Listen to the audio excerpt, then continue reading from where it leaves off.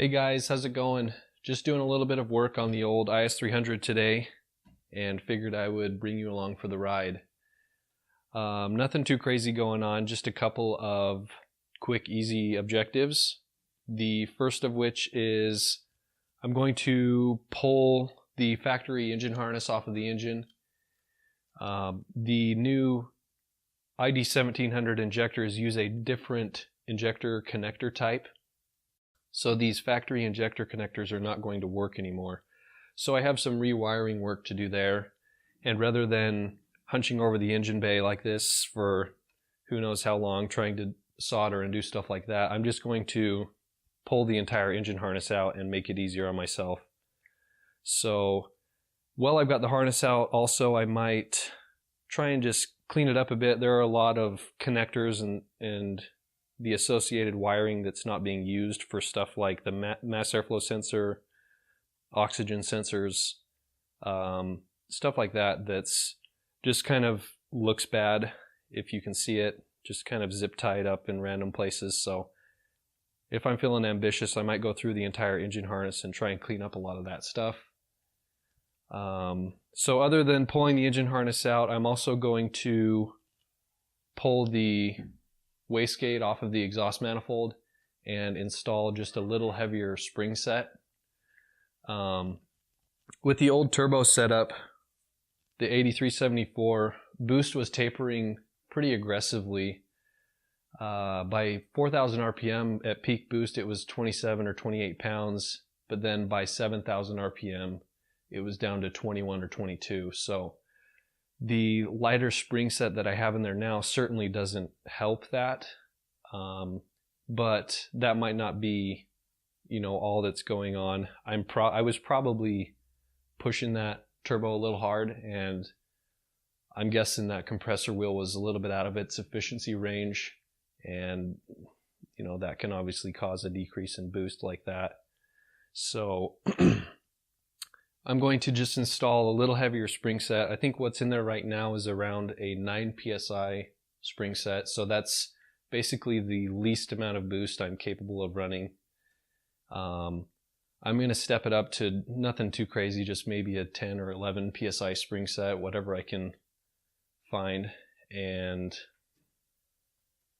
that should hopefully alleviate any of that being a problem with the new turbo setup.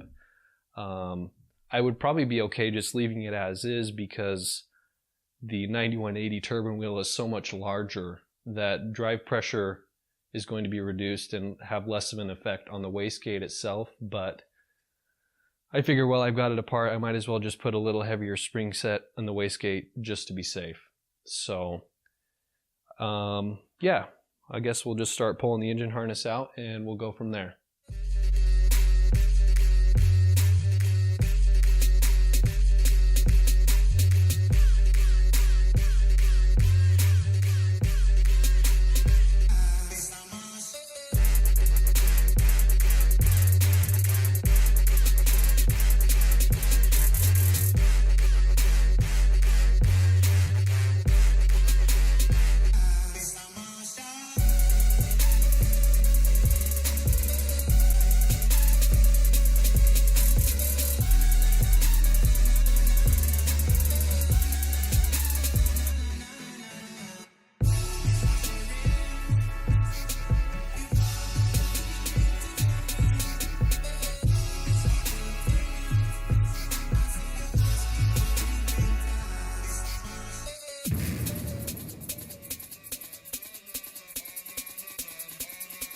I got the whole engine harness removed and it's pretty disgusting. Just reaffirms to me that I really need to clean this thing up. There are so many things that aren't being used.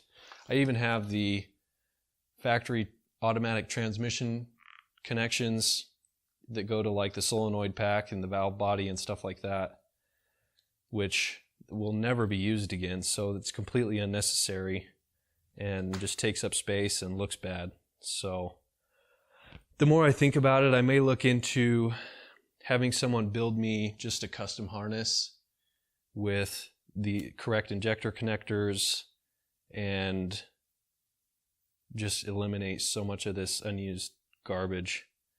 So if you guys know of anyone that does something like that, hit me up and I might look into doing something that if it's not outrageously expensive, but if it is, I'll make it work with what I've got here. No big deal. But yeah, anyway, let's change the wastegate spring.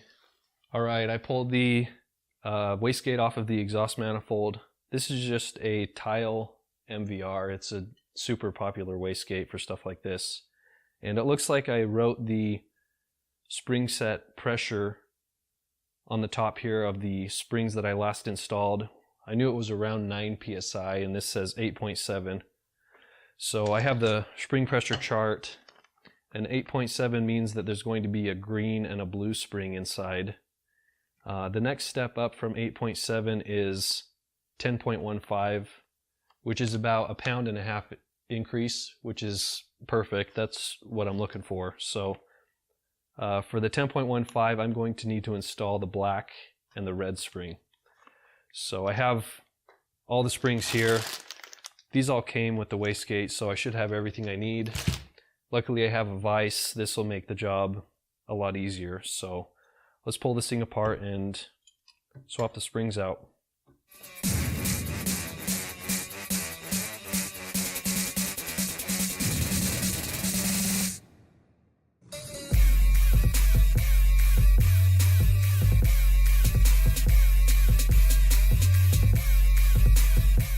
Carefully pull it apart here. Don't want anything to come flying out. Okay. Yep. So, just like I thought, there's a little green spring and a blue spring. So the combination of those two equals about 8.7. So we need, what did I say? The black and the red. Let's see if we can find them. Black is that big guy, and the red is this medium-sized one. Okay, so I found the springs that I need. Now, putting this back together is something that you just want to go slow and take your time, because the last thing that you want to do is pinch this diaphragm, which it has a tendency to want to do when you get it down to here, because it's kind of a tight fit against that diaphragm. So the last thing you want to do is pinch this diaphragm between these two halves, because that'll cause a list of other issues. So you can see in the base and on the lid there are machined circles that match the diameter of the springs.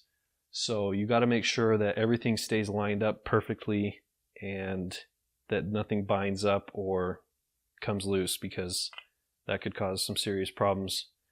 Anyway, we'll see if we can put these back together without too much trouble here.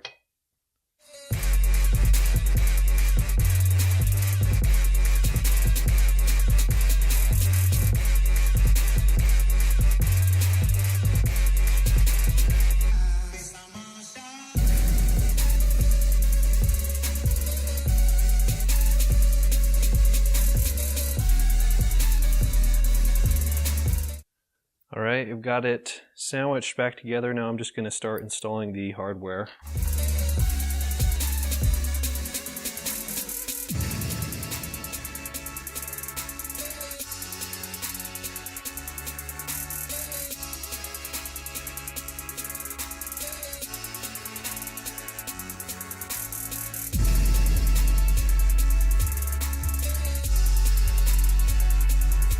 Okay, that's it. So next step, I guess I'll wipe that 8.7 off and write the new number on there, 10.15, and should be good to go. I'll throw it back on the exhaust manifold. So I think that's going to do it for today's update. And yeah, if you guys have any questions or comments or anything, feel free to let me know. And I will see you guys in a couple weeks. Thanks.